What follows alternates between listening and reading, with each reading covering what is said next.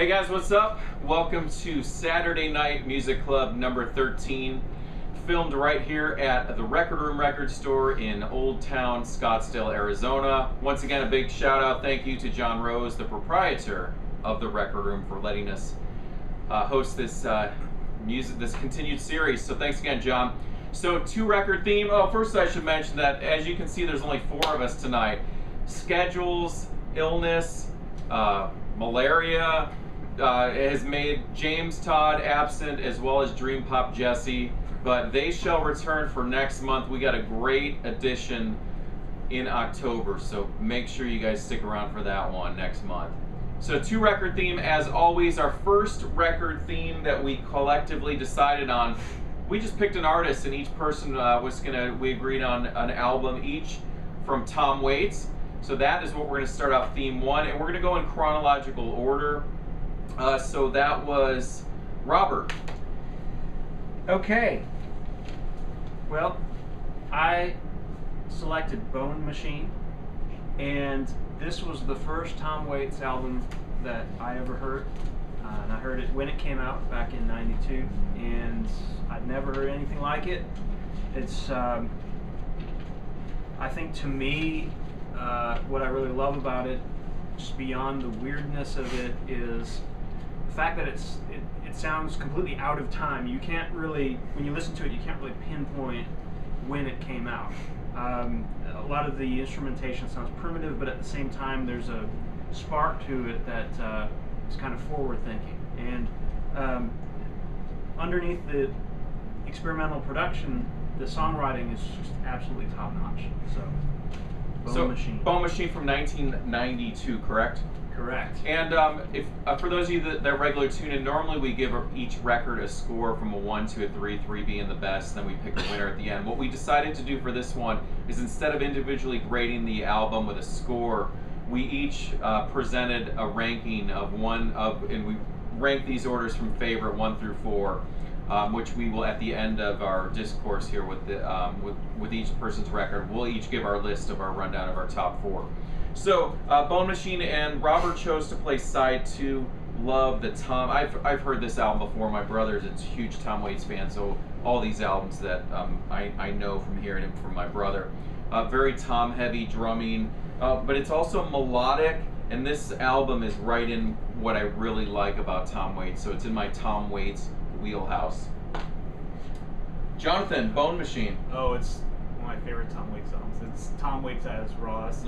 I like side A a lot. The song "The Earth Died Screaming" kicks off, and it's just like an apocalyptic, raw junkyard sound, and it's just awesome. I like it a lot. Junkyard Dog. Brent, Bone Machine. Yeah, I thought when I started listening to it, I mean, I've heard it a ton of times, but I thought Twisted Circus announcer, kind of hosting like a sideshow circus, sword swallowing type of stuff. And then it goes from that into some heavy drum, which just sounds really like slowed down metal drums. And then it goes from that into like almost a country influence. So it's all over the place. It's really cool. I like it a lot. So yeah. Right on. All right. So next up chronologically was Jonathan, right? Right. Mm-hmm. And the album that I brought was Mule Variations, and it's from 1999. And it's a good album. It's not one of my favorite Tom Waits albums because it kind of drags on a little bit too long, but it's a good sampler of all of his different styles, from like swordfish trombones to like Rain Dogs, to a lot more of the ballady type stuff. But it's a pretty cool record, yeah. And you chose to play side 1 on this one. Yeah, Brent, right. what do you think of Mule Variations? Mechanical beatboxing. It's a cool record. If someone is into hip hop and the samples, that record would get them into Tom Waits. That's it. Robert. Yeah, this is actually the first time that I've heard Mule Variations, and because we were just hearing a side, I didn't get the whole drag thing that you were talking about, that maybe the album is too long. So this is a good way to listen to it, I think, because you're just hearing 4 songs. Portion of it, And I thought that the The production was really good. The sound was very crisp, but it still had the Tom Waits looseness to it. Kind of funky, particularly the first song, and I thought it was it sounded like an acoustic bass, which I thought was a nice touch on that first song. They're big in Japan, right? So opening track. Yeah. So yeah, I loved what I heard. Yeah, this Mule Variations is an album that I have. I'm familiar with. The track "Hold On" is incredible. I gravitate, as we were discussing earlier, I really gravitate towards the more gentle, if that's, you can use that word with Tom Waits, the more gentle, ballady Tom Waits stuff. And Hold On, even listening to it and having heard this song a lot, even when it was playing, it still gives me goosebumps. I think lyrically, it's lyrically brilliant. If you live it up, you won't live it down. I think that's just such a great line. There's a lot of great one-liners on that in that song, and a lot of Tom Waits songs, but that one especially, I really love. So yeah. All right, Jonathan.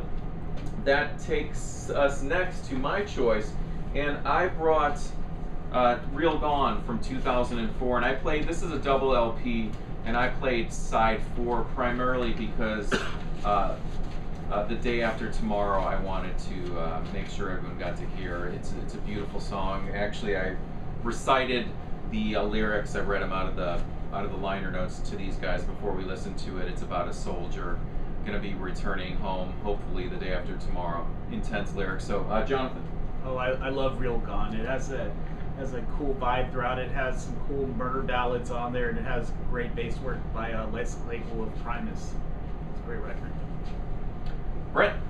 Yeah, I agree with both of them. Dark lyrics. It's a dark record. It's heavy. It's slow.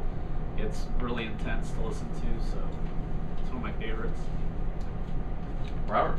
Well, honestly, this one I had a hard time latching onto. Obviously, Day After Tomorrow, I could immediately sense its greatness.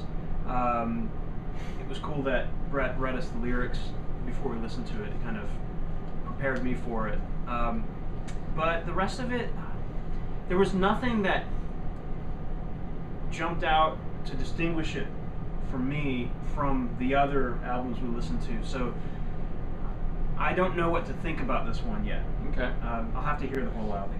Let's start. Sorry. So I brought Tom Waits' Bad As Me, 2011. I actually think this is the exact opposite musically of what Bret brought. It's a lot more fun, a lot more upbeat as far as Tom Waits goes, and a little more rock and roll.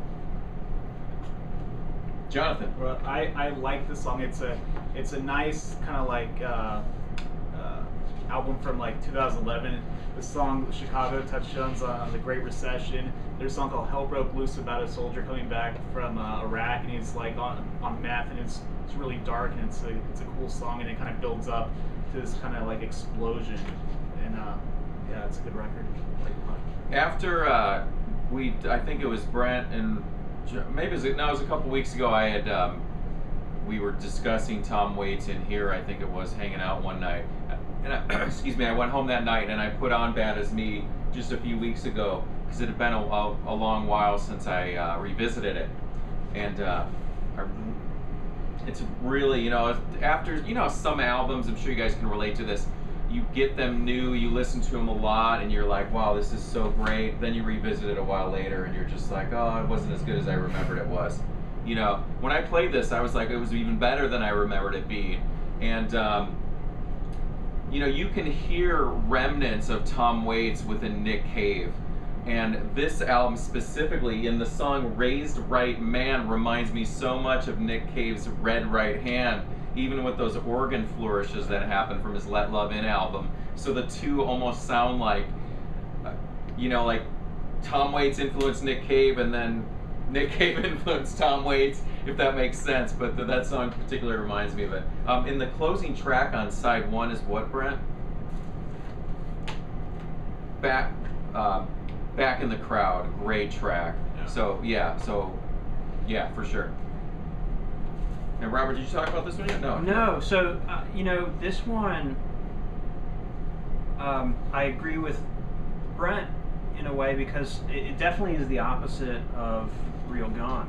And you know, with Real Gone, I was like I said, I was kind of sinking into it, not really finding anything to latch onto. And I thought, well, maybe I've hit my Tom Waits saturation point for the night. And then we put this one on, and this was just like a shot of something new. And even his voice sounds a bit different. I mean, on the first song, he had almost kind of this Elvis thing that he's jumping into, and then the second song has a really smooth, soulful vibe. There's moments on the album where he sounded like he was actually getting back to his voice from his first couple albums, which was surprising because I thought he had destroyed his voice. So yeah, there's just a lot of range and a lot of freshness on this one, and it is more upbeat, and so it's exciting that this is his most recent album. Yeah, well said. Yeah, definitely. All right, now we're ready for our list. Okay? Sorry again about that, Brent. I was watching your record. I thought we were done. So let's start off with Robert. Why don't you give your ranked list of the albums, 1 being your favorite, 4th being your least favorite of the night. Sure. So I don't think it'll be a surprise to anyone that my number 1 is Bone Machine, just because that was my first, and it's still just a great collection of songs. Bad As Me I put as number 2 for the reasons I just stated. 3 Mule Variations, I was quite impressed with that, and then 4 Real Gone. Interesting list, Robert, because even though I bought Real Gone, my list follows in this order. Number 1, Bone Machine. Mm-hmm. Number 2, Bad As Me. Number 3, Mule Variations. Number 4, Real Gone. So our 2 lists are identical. Minds, yeah. Are identical to one another. Jonathan. And what's cool, my number 1 album is Bone Machine as well. So Yeah. got that vibe. And the second favorite album is Real Gone. Their favorite album is Bad As Me. The 4th favorite album is Mule Variations. All right, Brent, what'd you choose? Mine's exactly the same as Jonathan. No, you were kidding me. Not kidding you. Really? Wow. Wow. Bone Machine, Real Gone, Bad As Me, Mule Variations. Excellent. Well, that's fascinating the way So that we've got works the 2 alike. factions. Yeah, wow, interesting. Really interesting. All right, so that wraps up the Tom Waits theme, which was really a lot of fun, and I think we're going to have to revisit this single artist in the future because that was really enjoyable to do that. So what we chose for the second theme, which was titled Uncharacteristic Song.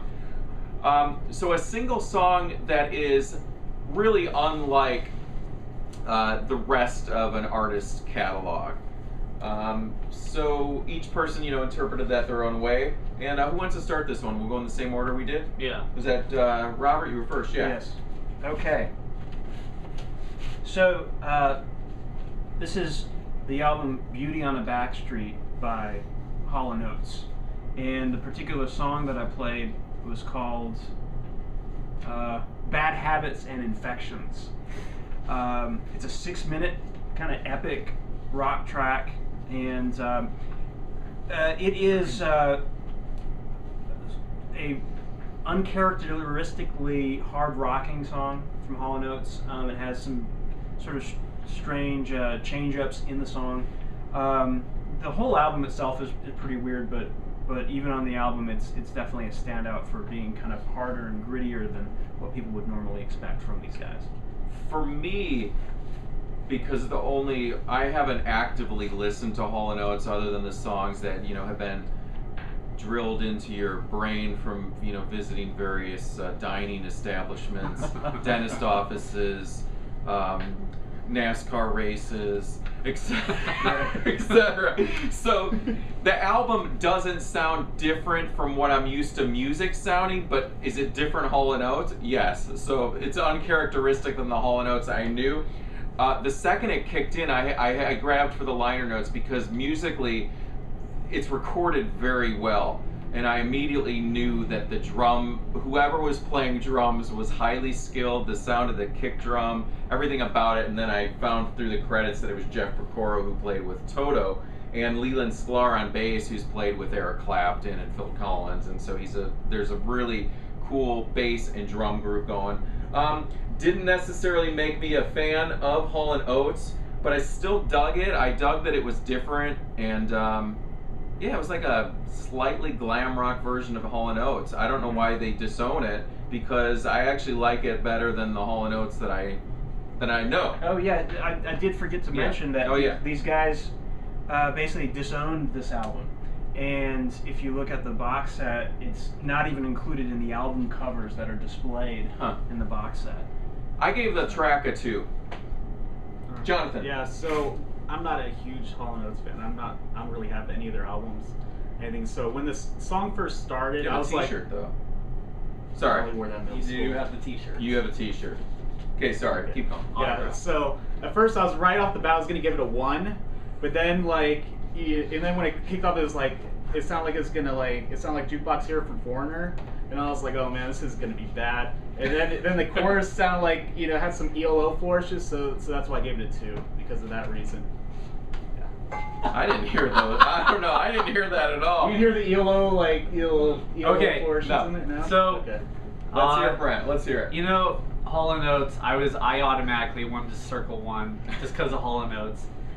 It came on, it did have the hard rock sound, it did kind of start sounding like Foreigner, it did not sound like ELO. The theme requirement was met as far as it sounding different, the pop rock was mostly gone, still Hall & Oates. So I gave it a 2 just for theme requirement mostly being met. I still didn't like it, sorry. I have to say that that was a song I would actually willingly go back and revisit and listen to it, because I'm intrigued by the fact that they disown the album. You know what I mean? There's other songs on the album that are like their attempt at doing Led Zeppelin. Okay. So I'm gonna have to. Is that a pretty common dollar bin record? I've never seen that one. before. So I was like, when you pulled it out, I was like, what is that? I wonder if they just didn't make that many. Maybe. And it was 77. Was that the year it looked like? I thought I remember seeing it. So Robert, you got a 2 on that one. Okay. All right. So that takes us to Jonathan. So I brought an album from Bob Seger. Before he was with the Silver Bowl Band, he was in the Bob Seger system. And this album came out in 1968. The album's called Ramblin' Gamblin' Man. And this is an era when he was like dabbling in psychedelic sounds, has like some breaks in it, and it has like a garage hard rock sound. And the song that I played was 2 + 2 =, which is really good anti-war song. So What's the title of that one again? 2 + 2 =. Interesting. Yeah. Brent. Yeah, I mean, I showed Jonathan this record a while back. It's a really cool, fuzzed out garage Detroit rock record. It's Bob Seger's first record with the system. Definitely worth checking out if you guys are into garage rock or even psych rock. So. What was your score on that one, Brent? Oh, 3. Robert. I loved it. I wrote Hells Yes, killer groove, drone effect, great bass. I mean, the bass was just overpowering. And as far as disliking, nothing. This is all win. And All right. I gave it a 3. I just loved it. Yeah, I didn't. Listening to this record, to me, I didn't scream Detroit rock for me at all. It's definitely not against the wind Bob Seger at all. Vocally, It's not 70s Detroit rock, it's 60s Detroit rock. It's way different. It's like Stooges, MC5 type of fuzzed out, like garage Detroit rock. Totally different than 70s. Okay, well, you didn't specify, so I was just saying, you said Detroit rock, so I'm immediately thinking 60s. different. Okay, 60s. I think since we established 68, 60s. Okay, well, Okay. I'm just throwing that out there. No tension here. I know. That's what we do. Yeah. We got to keep it tense at moments. You know, this is a music club. Music we don't club. always agree on everything here. Throw it down right now.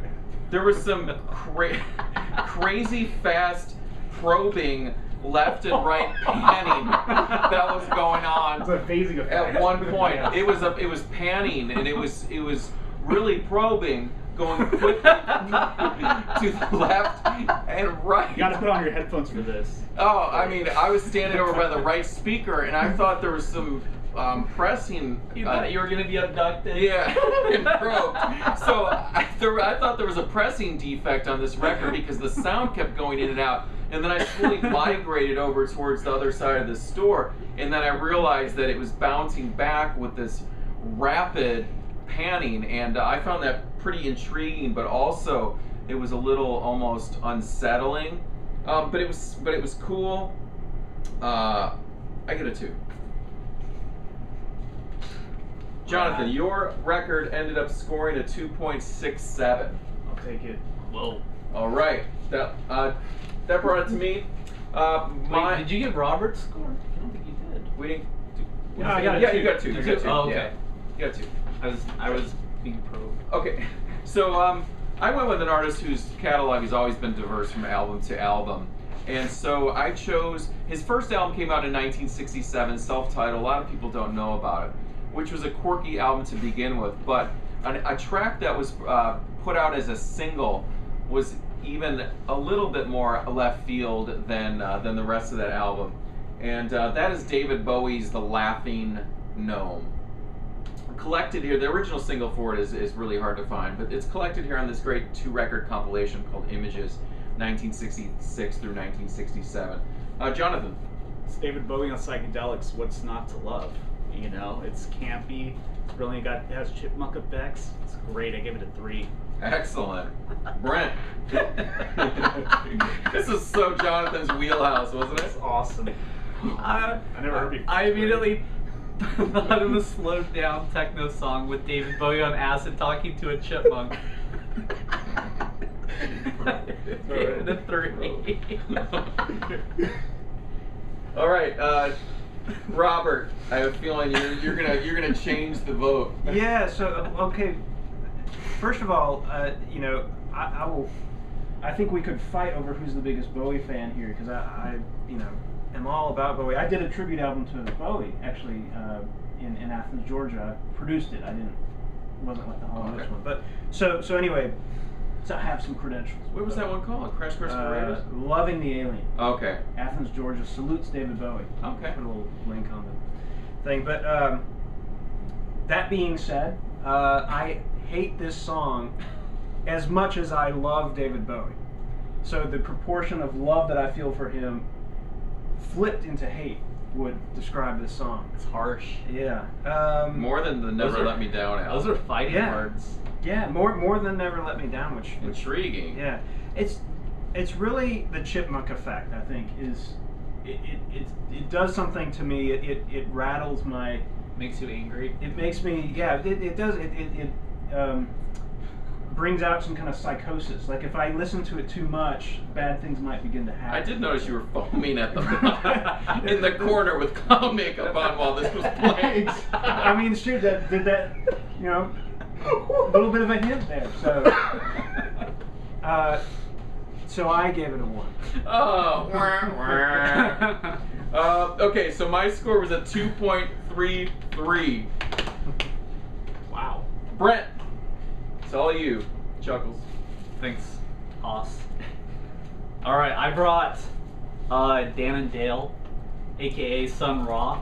This is actually Sun Ra's garage rock Batman album, dated 1966. Doesn't sound like Sun Ra at all. Sounds like somebody else. Robert, take it.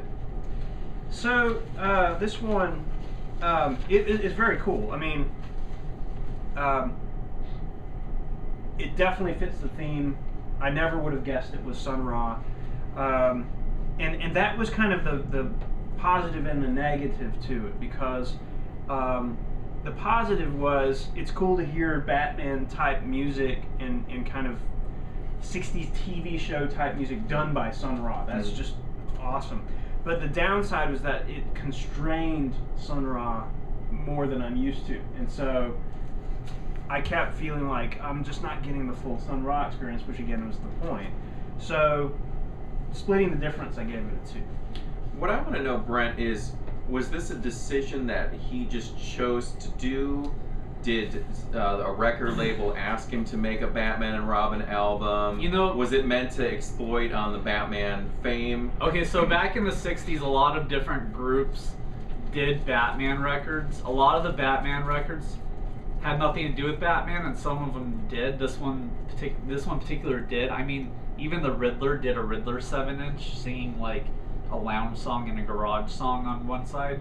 So Sun Ra probably got roped into doing this by people involved with whatever Batman thing that they were doing. Because I mean, like I said, there's tons of Batman records And Batman sold records in the '60s, not necessarily Sun Ra. Sun Ra probably didn't sell that many compared to Batman. So that's probably was it. Yeah, I mean, he wasn't even credited, so he probably didn't even care all that much if he was Sun Ra. Yeah, It's probably just a session player. It's done just They're kind musicians, yeah. of incognito. Right. I mean, it sounds like, I mean, it reminds me of like TV themed show music. I like it. You know, it sounds like I mean, it sounds like what it is. I think. Well, I mean, I played the song because of request, the Batman theme song. I wanted to play one that was a little more garagey and a little less. We heard a couple sounding. as if. Yeah, after you heard that. a little bit. Yeah. It would have been a little bit different listening to that part of it,